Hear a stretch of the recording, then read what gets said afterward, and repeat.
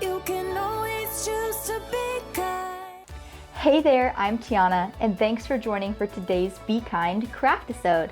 We have Nora with us here today to make our very own recycling and waste bin.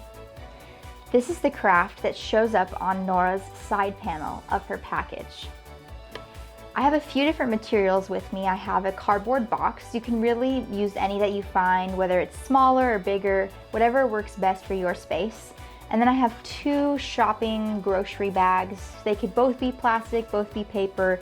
The point is to use items that you already have at home to be able to make this awesome recycling waste bin.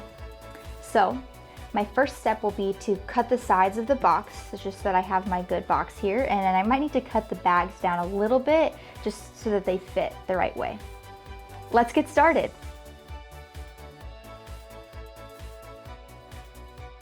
As you can see, I need to cut the bags down a little bit to get them to fit right.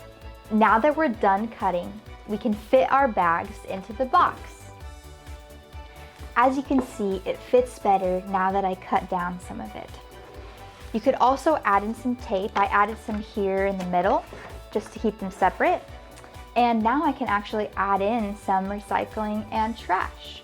I really encourage you to learn what your city and state does for recycling rules and what can and cannot be recycled.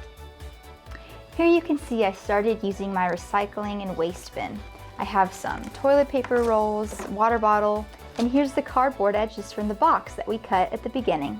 Thanks for joining for our BeKind Craftisode today. And remember, you can always choose to be kind.